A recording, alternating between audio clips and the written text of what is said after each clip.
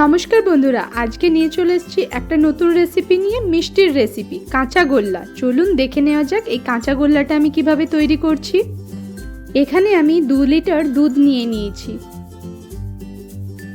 এবার দুধটা যখন খুব ভালো করে ফুটে আসবে তখন গ্যাসের ফ্লেমটাকে অফ করে দিয়ে ভিনিগার দিয়ে আমি ছানা তৈরি করে নেব।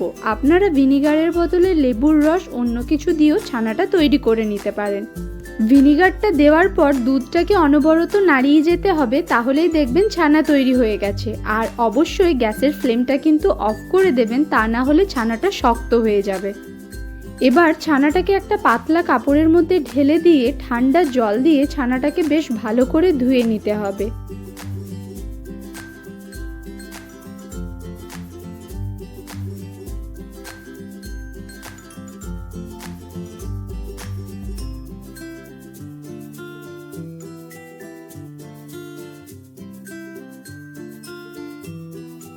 ছানাটা জল দিয়ে ভালো করে ধোয়া হয়ে গেলে তারপর ছানাটা থেকে জলটা ভালো করে বের করে নিতে হবে।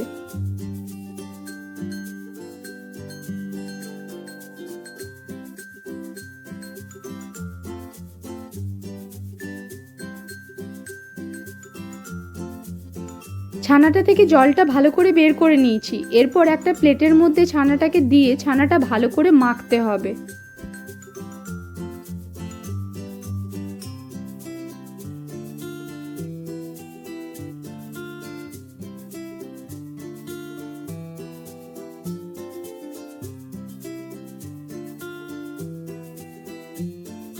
ছানাটা ভালো করে মাখিয়ে নিয়েছি। এবার দুভাগে ভাগ করে এক ভাগের মধ্যে হাফ কাপ চিনি দিয়ে ওই অর্ধেক ছানাটা চিনির সাথে আবারও ভালো করে মেখে নিতে হবে।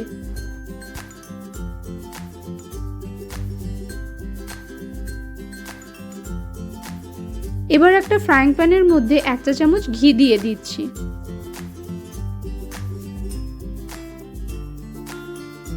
এবার এই ঘিয়ের মধ্যে যে অর্ধেকটা ছানা আমি চিনি দিয়ে মাখিয়ে রেখেছিলাম সেই ছানাটা এবার এখানে দিয়ে দিচ্ছি। আর দিয়ে দিচ্ছি হাফ কাপ কনডেন্স মিল্ক। আপনারা কনডেন্স মিল্কের পরিবর্তে গুঁড়ো দুধও ব্যবহার করতে পারেন, তবে গুঁড়ো দুধটা দিলে ছানার সাথে আগেই মাখিয়ে রাখতে হবে, তারপর কড়াইয়ের মধ্যে দিয়ে পাক দিয়ে দিতে হবে। কনডেন্স মিল্কটা দেওয়ার পর লো ফ্লেমে ছানাটাকে স্প্যাচুলা দিয়ে ভালো করে ম্যাশ করে 2 থেকে 3 মিনিট পাক দিয়ে নিতে হবে। 2 মিনিট পাক দিয়ে নেওয়ার পর ছানাটাকে নামিয়ে ভালো করে ঠান্ডা করে নেব। এবার এই কাঁচা ছানাটার সঙ্গে পাক দিয়ে নেওয়া ছানাটাকে খুব ভালো করে মাখিয়ে নিতে হবে। দিয়ে দিচ্ছি 1 চা চামচ গোলাপ জল। আমার কাঁচা ছানার গন্ধটা খুব একটা ভালো লাগে না, যার জন্য এখানে আমি গোলাপ জল ইউজ করেছি। আপনারা চাইলে এলাচের গুঁড়ো ইউজ করতে পারেন, আবার কিছু নাও ইউজ করতে পারেন। দেখতেই পাচ্ছেন আমি কাঁচা ছানাটার সঙ্গে পাক দিয়ে নেওয়া ছানাটা খুব ভালো করে মাখিয়ে একটা মণ্ড তৈরি করে নিয়েছি। এবার এখান থেকে একটু একটু করে নিয়ে গোল গোল করে মিষ্টির শেপ দিয়ে গুঁড়ো দুধের মধ্যে মাখিয়ে নেব।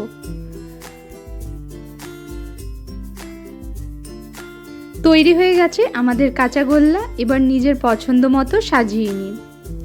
আমি সুচিস্মিতা, আর আমার রেসিপি যদি আপনাদের ভালো লেগে থাকে তাহলে প্রতিবারের মতো এবারেও কিন্তু কমেন্ট করে জানাতে ভুলবেন না। আর আমার চ্যানেলটাকে যদি সাবস্ক্রাইব না করে থাকেন তাহলে চ্যানেলটাকে সাবস্ক্রাইব করে দেওয়ার অনুরোধ রইল।